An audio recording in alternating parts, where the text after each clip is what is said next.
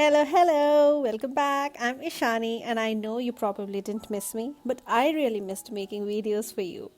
First things first, the past year I was busy finishing my Alternate Educator certification, and yay, I'm an educator now, and I hope to bring you various techniques and many more ways to stretch your supplies.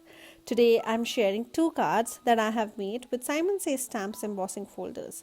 You will be able to incorporate these ideas in your own embossing folders. And in case you have bought the ones that I am showing or the ones which have the emboss and cut varieties, you'll be able to stretch them further. The two embossing folders that I am using are Chickadee Gathering and Cherry Blossom. Spring is in the air, so are my allergies. So why not get these birds and flowers out and make cards with them?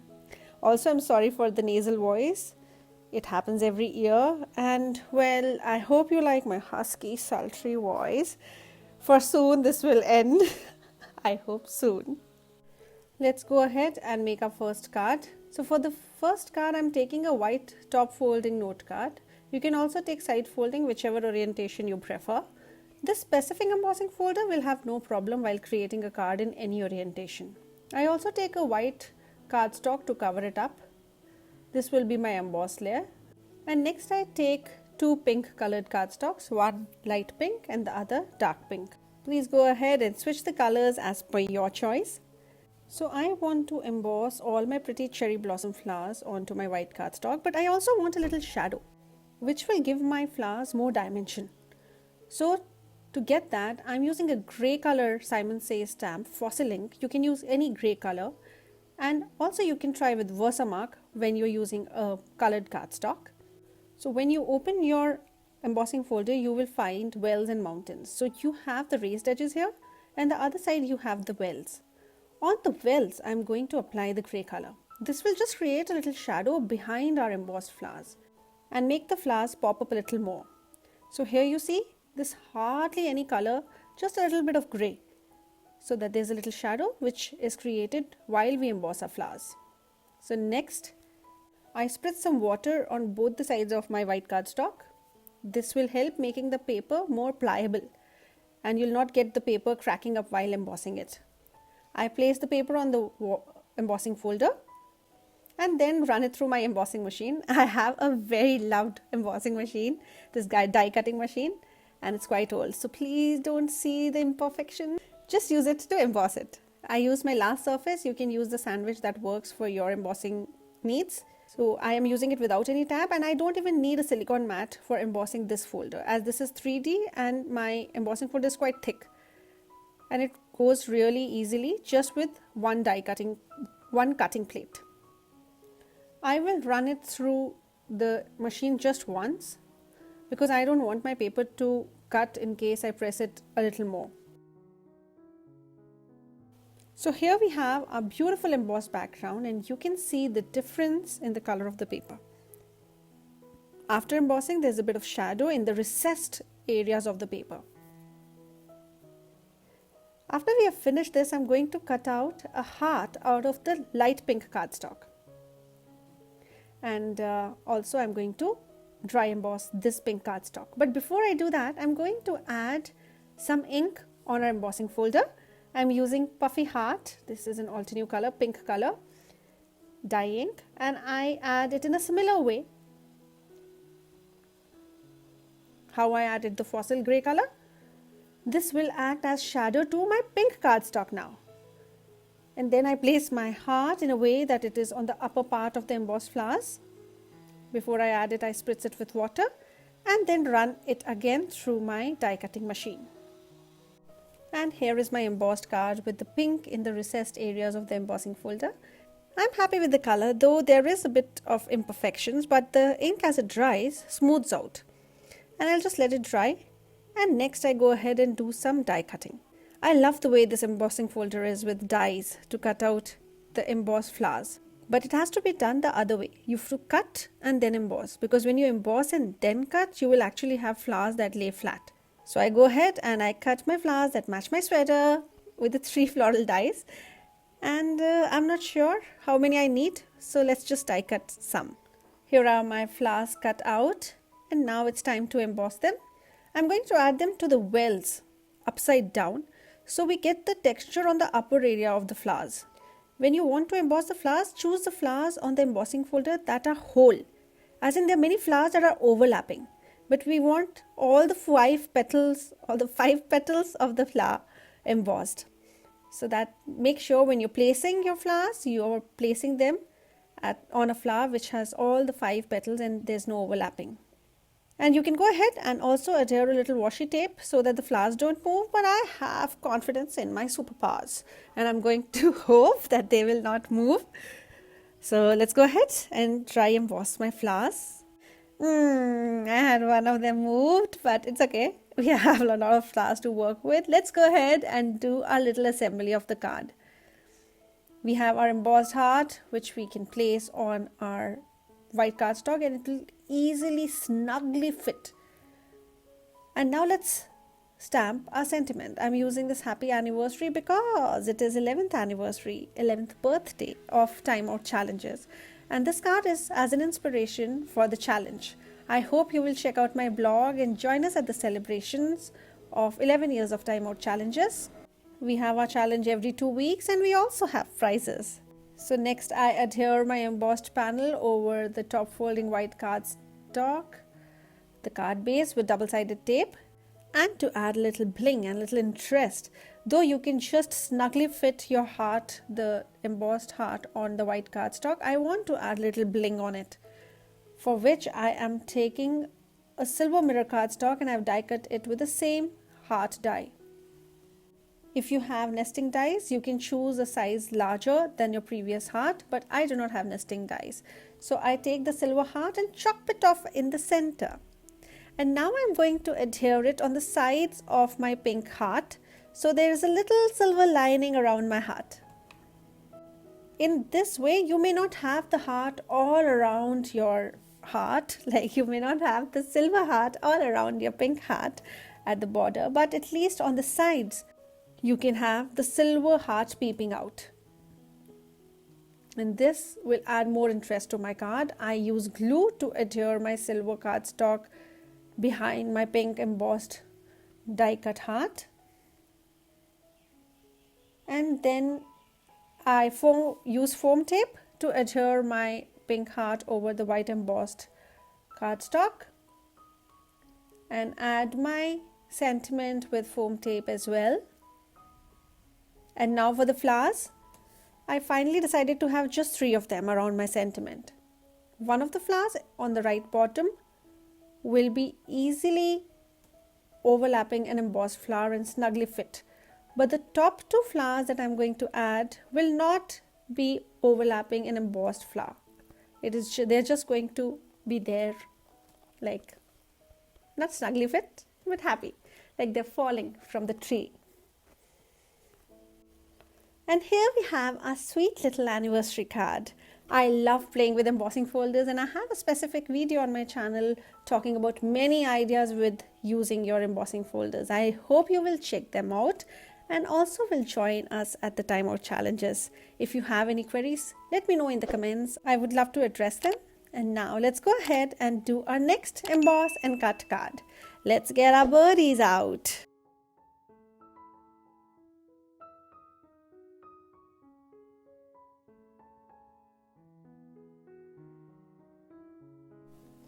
Here we have the Chickadee gathering, very cute little birds with coordinating dies. We will again play with some inks and make a very dreamy background for the cute chickadees. I will start with the watercolor cardstock, and if you want to do the same technique, I would advise you to use watercolor paper. This is a 300 GSM or 140 pounds cold press paper from Canson Montois brand. And I now start with taking 2 distress inks. I'm taking Twisted Citron and Mauve Lawn, the greens for my foliage, and with a small blending brush I'm going to get inside of the leaves of the embossing folder and get the ink there. I will add color randomly inside the grooves of the leaves. It does not really have to be perfect. It is just a way to get the color inside. So the leaves, because they have a lot of texture on them, When we emboss this embossing folder, the ink will come on the embossed areas. So when you will ink the wells, even if it were a flower embossing folder, you'll get a lot of texture, and the veins of the leaves like here will come more prominently. You could just also dry emboss a white cardstock and run it over with the ink over the leaves. But I just realized that these embossing folders have various depths, the 3D embossing folders like these. So even when you're swiping an ink pad or just using a brayer, it does not get the ink at all the nooks and crannies. So this is a better way to get the ink onto those surfaces. Then I take my water spritzer, mister, and I spritz it some on the embossing folder and also some water on my watercolor cardstock. Then I place my cardstock and run it through my die cutting machine and let the colors do their magic. After I run it through my die cutting machine, here you have the embossed leaves with lovely greens in them. And this blue that you see around, it is because for the next step I did the same, but I really did not clean my folder properly. So for the blue, I will take some Mermaid Lagoon Distress ink and I'll smoosh my pad around the leaves. So we will have the sky blue and the little green, and I'll use Twisted Citron again where my birds are sitting, which would be like the foliage in the background. And another round of blue ink because I want like good amount of ink there, and spritzing it with water. I let the water react with my inks. And then for the next application, first I'm going to find the groove of the embossed image on the other side of the embossing folder. And when my cardstock fits properly, then I flip my side of the embossing folder and then I let it get into my die cutting machine. So now we have a background ready. We don't have to really do all the watercoloring, but this is so pretty. I love the subtle sky and the foliage that is coming behind the leaves. One more thing that you can do is take some ink on the brayer and run it over your embossed images. Because most of the raised edges are leaves, we will have some more color over the leaves. I don't bother about my birds getting the green ink because we will cover them. You can again move some ink with some water if you feel like the ink is too much at some places. And next, I'm going to do some die cutting. First, I die cut the birds from white colored cardstock, and the second time I'm using a pink and a blue cardstock. Next, I place my blue and pink die cut birds on the raised edges of the embossing folder, and I'll secure them with some washi tape so they don't move. You know these birds, they cannot stay still. They would still want to fly everywhere. I don't want that. So that's why I am washi taping them this time. After I have embossed, look at these images. Look at how beautiful they are. The embossing looks perfect. And I must admit that I tried coloring the embossed images and I actually lost the texture of these birds. So I decided to do something else so that all the texture also is seen when we give this card to somebody. I don't want to lose the texture. So for that, and for the texture to show, what I'm going to do is take a darker ink color than my cardstock. So here I have purple wine, and for the blue bird I have starlight. And I will just take some ink on my finger and go over the bird with my finger, just adding ink on the raised edges and let the grooves remain the color of the cardstock.